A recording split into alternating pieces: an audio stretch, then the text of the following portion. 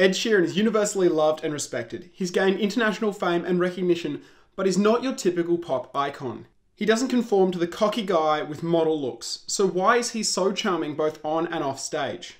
One of the key differences between Ed and the typical pop star is he isn't concerned with being seen as cool in every situation.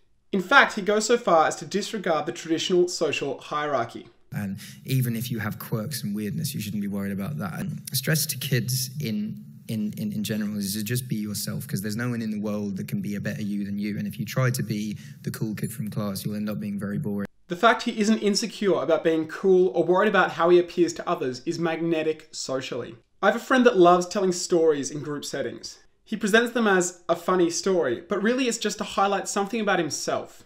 He will say, "Oh, the funniest thing happened. I was at a party and I had to hide because 3 girls who I'm seeing all ran into each other." The point is to let everyone know that he is a popular ladies' man, but the actual outcome is a lot of people thinking he is incredibly arrogant.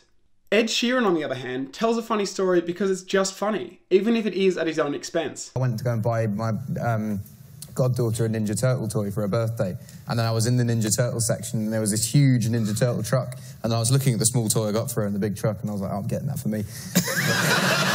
I have a load of child stuff in my house. Yeah, like, there's a room full of teddy bears. This is such an embarrassing interview. Yeah. In this story, it's genuinely hilarious imagining a fully grown man buying himself the biggest and best Ninja Turtle toys. In no way does this make people think he is a cool, suave guy. There is a scientific explanation for why self-deprecation in particular draws people to you. This study found that if you are confident, extroverted, and you display self-deprecating humour, this made you more attractive than displaying other types of humour or no humour at all. That said, the same study found that if you're a quiet member of the group, people won't see it so much as humour and more that you're being self-defeating and make people feel uncomfortable. But as Ed is a relaxed conversationalist, it is perfect for his interaction style.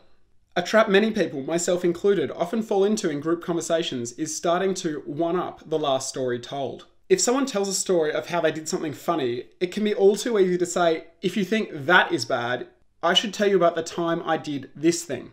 This changes the focus of the group to yourself and asserts that your story is better than theirs. Some people see group interactions as competitive with charisma. They have to outshine others in the situation. Watch what Ed does in this next clip with James Corden. The incredible thing is, I remember last year, I never met you before. Yeah, I remember. I've been a big fan of Ed's, I think, since before he released anything. And I walked past your table and I said, that will be you next year. And you went, it was mad. And you went, yeah, like that. He was presenting the awards with all the stress, and he took his time out to talk to a slightly ill-dressed ginger kid. No, well, you're better dressed now, but you've got more money in your pocket now. You sold a lot of albums, you look good now. You see the incredibly charming James Corden and Ed Sheeran telling stories that only highlight how great the other person is. Now, they don't go overboard, but they do build up the other person with genuine examples. Not only does it make the other person feel great, but people do notice when you go out of your way to point out the good things about other people. And they'll want to be around you in future. Ed is a nice guy, but that doesn't mean he'll do anything to please the group. He's publicly confident in standing up for his own moral values. In this next clip, he doesn't want to publicly slander someone who mistreated him. I want to know, who screwed you over and who did she screw you over with? I don't even have a clever retort to it to kind of be like, oh yeah, no, it's this. It's just like, I just don't want to talk about it. All my songs are all personal things, and I will talk about all of them except that one just because it involves someone else in not a nice way. And yeah, I don't want to add fuel to the fire. Initially, he flat out says no. While this would be fine to assert that he isn't willing to go there, he goes further and he gives a reason. Now, his reason is not wanting to frame someone in a bad light. And while it shows he has values that he won't compromise, it's not actually the most important thing. It's the fact he gave a reason that makes people accept it. In a famous study known as the copy machine study, which I've linked to in the description, people asked to cut in line for a photocopier. 60% of them were allowed to cut in. Although when they tried again, but this time gave the reason of, because I need to make some copies, 93% of people were allowed to cut in. This made them much more willing to let them. It was just the fact that they gave a reason. Obviously that is a terrible reason, as everyone in that line also needed to do the same. The same holds true when giving compliments. They are much more genuine when you can say why. One of the most powerful elements of Ed's social interaction is that he is personable. In his new song, The Shape of You, he has this line.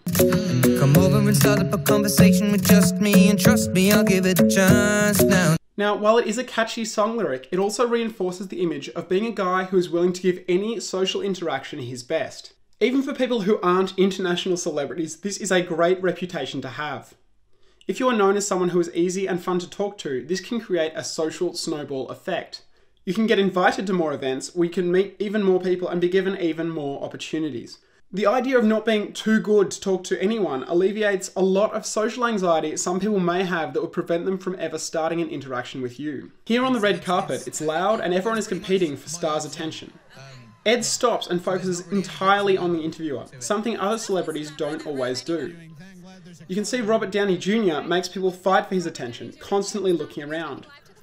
While this can work for some high-status individuals, it is a high-risk strategy. It's these little things that put people at ease. If you've ever been midway through a story and the person you're talking to looks away and stops listening, you know how that makes you feel. So this focus is important when interacting with anyone. Overall, Ed Sheeran is not only a very talented musician, he's also a charming conversation driver, aiming to portray the best in others and stand up for himself. I hope you guys got some value out of this video. If you did, give it a like and subscribe for future charisma breakdowns to help you reach your social goals. Thanks for watching, guys. Have a good one.